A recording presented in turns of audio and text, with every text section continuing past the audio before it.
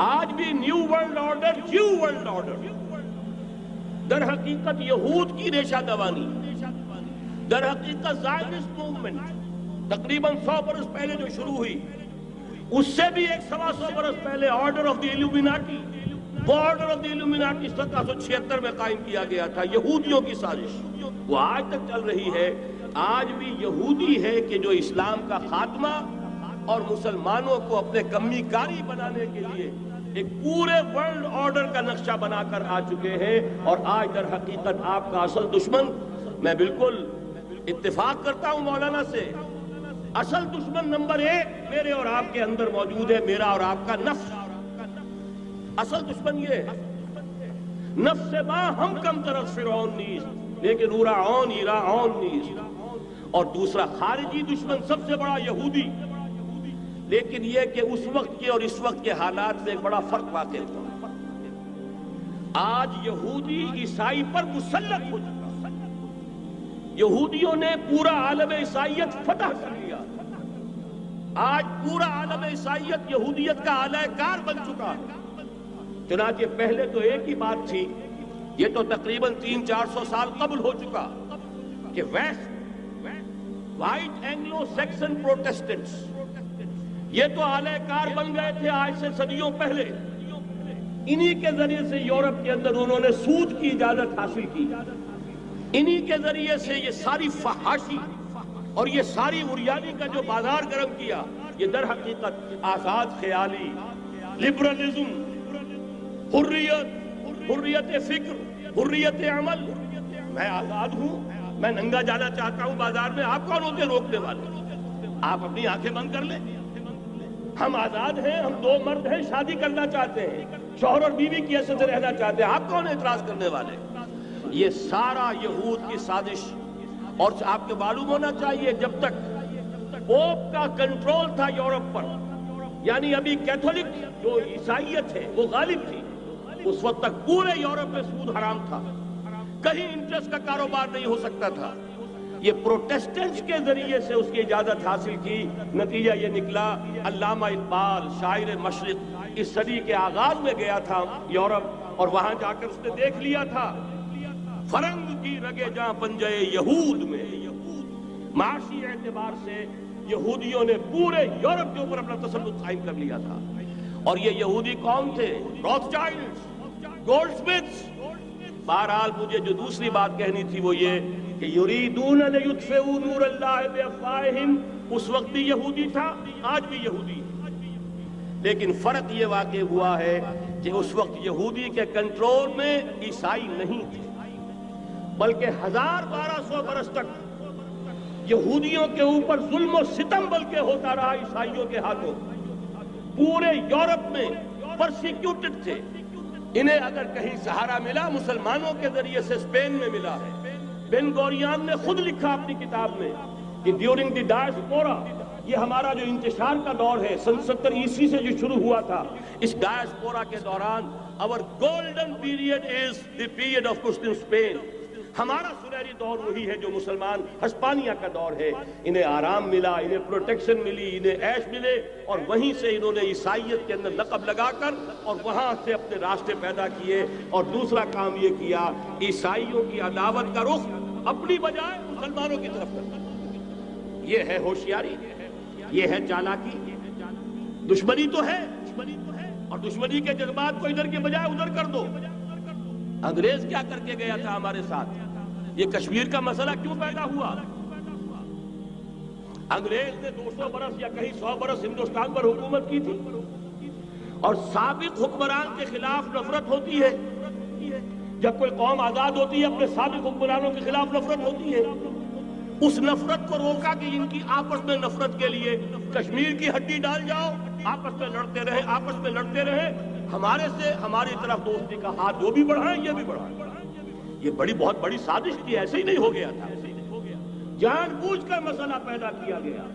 کہ یہ پاکستانی بھی ہمارے دوست رہے، کامن ویلتھ میں رہے، یہ ہندوستان بھارت بھی ہمارا دوست رہے، کامن ویلتھ میں، آپس میں لڑے، دشمنی کا جتنا جذبہ ہے وہ آپس میں طے کر لیں، باقی ہمارے لیے دوستی ہی دوستی رہ جائے۔ بعین ہی یہ کام یہود نے کیا عیسائیوں کا، جو کہ حضور کے زمانے میں اقربہم مودۃ للذین آمنوا، جو قریب ترین تھے محبت کے اعتبار سے، جن کے قرب کی ایک مثال یہ ہے کہ نجاشی رحمہ اللہ ایمان لے آئے، جن کے قرب کی ایک مثال یہ ہے وہ وفد آیا تھا عیسائیوں کا، وَإِذَا سَمِعُوا مَا أُنزِلَ إِلَى الرَّسُولِ تَرَىٰ أَعْيُنَهُمْ تَفِيضُ مِنَ الدَّمْعِ، جب انہوں نے قرآن سنا ان کے آنکھوں سے آنسوؤں کی ندیاں روانہ ہو گئیں، جن کی ایک مثال یہ کہ مقوقس شاہ مصر، اس نے حضور کے ایلچی کا اعزاز کیا تھا اور وہاں سے ہدیے بھیجے تھے،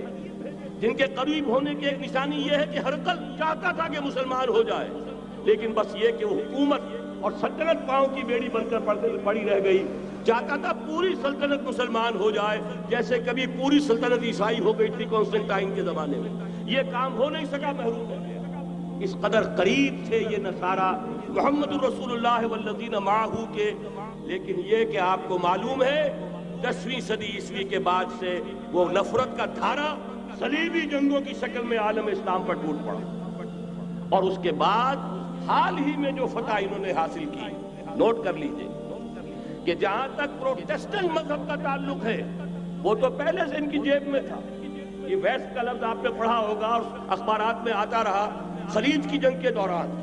ویسٹ ایک تو کہتا ہے یہ بھیڑ جو کاٹ جاتی ہے وہ سوج جاتا ہے، ایک ویسٹ مخفف ہے، وائٹ اینگلو سیکسن پروٹیسٹنٹس، سب سے پہلے یہود نے انہیں شکار کیا، اپنا اعلی کار بنایا، یہی وجہ ہے آپ کو معلوم ہے 1917 میں انگریزوں کے ذریعے سے انہیں یہ اجازت ملی کہ فلسطین میں زمینیں بھی خرید سکتے ہیں، جائیدادیں بھی خرید سکتے ہیں، بالفور ڈیکلریشن، انگلستان کا وزیر خارجہ تھا جس نے کہ یہ اجازت دلوائی ہے، ورنہ یہ کہ خلافت عثمانیہ جب تک قائم رہی ہے، خلیفہ عثمانی ترک خلیفہ نے اجازت نہیں دی، اس لیے کہ حضرت عمر رضی اللہ تعالیٰ عنہ نے، یہ بھی اب تاریخ کی ایک حقیقت بیان کر رہا ہوں جو شاید بہت سے حضرات کے علم میں نہ ہو، کہ جب یروشلم کے عیسائیوں نے سرنڈر کیا ہے، یروشلم حضرت عمر آئے ہیں، تشریف لائے ہیں مدینہ منورہ سے چارج لینے کے لیے، اس وقت جو ٹریٹی لکھی گئی ہے، جو معاہدہ ہوا ہے، اس میں وہاں کے یہودیوں، یہاں کے عیسائیوں نے طے کرایا تھا کہ یہاں آپ یہودیوں کو آباد ہونے کی اجازت نہیں دیں گے، یہودی آ سکتا ہے، زیارت کر سکتا ہے، اپنے مقامات مقدسہ کو آ کر دیکھ سکتا ہے، یہاں آباد نہیں ہو سکتا، اور یہ کون شرط رکھ رہا ہے؟ عیسائی، اس وقت تک عیسائیوں کی دشمنی یہودیوں کے ساتھ اس درجے میں تھی، اور یہی حضرت عمر رضی اللہ تعالیٰ عنہ کی وہ شرط تھی کہ سلاطین عثمانیہ، خلفاء عثمانیہ نے بھی، حالانکہ یہودیوں نے بڑی سے بڑی رشوت دینے کی کوشش کی ہے، سلطان عبدالحمید خان کو یوں سمجھیے کہ سیم و زر سے خریدنے کی کوشش کی ہے، لیکن اس کے باوجود ان کا کہ جو فیصلہ حضرت عمر کر گئے تھے، جو کمٹمنٹ رضی اللہ تعالی عنہ ان کی ہے، میں اس سے سرے منہ انحراف نہیں کر سکتا، اصل میں اسی کی تو صدا ہے جو فری میسنری کے ذریعے سے خلافت کا خاتمہ کرایا گیا، کہ یہی سب سے بڑی رکاوٹ ہے، اگر خلافت ختم نہ ہوتی اور اگر کہیں جہاد کا اعلان خلیفہ عثمانی کی طرف سے ہو گیا ہوتا تو یہ کہی تھی بات، جب حضرت شیخ الہند رحمۃ اللہ علیہ جب یہ اسیری میں تھے مالٹا میں، تو وہاں کا انگریز کمانڈنٹ، اس نے کیونکہ وہ مرید ہو گیا تھا یا کم سے کم عقیدت مند ہو گیا تھا، ایک روز حضرت شیخ الہند نے ان سے سوال کیا اس شخص سے کہ آپ لوگ ہماری خلافت کے پیچھے کیوں پڑے ہوئے؟ یہ تو بیمار، تم خود کہتے ہو یورپ کا مرد بیمار ترکی، آپ کو کیا ڈر ہے اس سے؟ آپ کیوں اس بیچاری خلافت کے در پہ ہیں؟ اس شخص نے جواب دیا تھا، مولانا اتنے بھول پن کے ساتھ بات نہ کیجئے، ہم بھی جانتے ہیں، آپ بھی جانتے ہیں، اگر کہیں خلافت عثمانیہ کی طرف سے جہاد کا اعلان ہو گیا تو پورے عالم اسلام سے لاکھوں مسلمان اپنے سروں سے کفن باندھ کر نکل آئیں گے۔ آج اس گئے گزرے دور میں بھی اس کمزور اور یوں سمجھیے کہ نام نہاد خلافت کے اندر اتنی جان ہے، اتنی طاقت ہے، لہذا اس کو ختم کیا گیا، اور ختم کرایا گیا کن کے ذریعے سے؟ وہ جو مسلمان کہلاتے ہیں تھے فری میسن، مصطفیٰ کمال پاشا فری میسن، اور اس کے ذریعے سے انہوں نے سارے کام جو کروائے وہ در حقیقت اپنی سازشوں کے ذریعے سے اور مسلمانوں کو استعمال کر کے۔ بہرحال بات لمبی ہو رہی ہے، پہلی بات تو یہ ہے کہ وہی نقشہ اس وقت کا آج بھی ہے جہاں تک یہودیوں کا تعلق ہے، لیکن فرق یہ واقع ہو گیا کہ اس وقت عیسائی یہودیوں کے تابع نہیں تھے، بلکہ عیسائیوں اور یہودیوں کے مابین دشمنی تھی، آج یہودی عیسائیوں پر مسلط ہو چکا ہے. فرنگ کی رگے جہاں پنجے یہود میں ہے، اور آج کے فرنگ کا لیڈر امریکہ ہے. امریکہ کا صدر یوں سمجھیے کہ وہ ان یہودیوں کا غلام ہے. مجال نہیں کہ ان کی مرضی سے ادھر سے ادھر ہو جائے، اور اگر کوئی غلطی سے ادھر سے ادھر ہو جائے تو اس کا پتہ چاک ہو جائے گا. آپ دیکھیے کیا حشر ہوا ہے بش کا. حالانکہ بہت بڑا ہیرو بن کر نکلا تھا گلف وار سے، لیکن ذرا سا ایک بیان دے دیا تھا کہ جو اسرائیل کو پسند نہیں آیا، تو جو الیکشن میں چاروں شانے چت ہوا ہے اس کا جو حشر ہوا ہے وہ دیکھ لیجیے.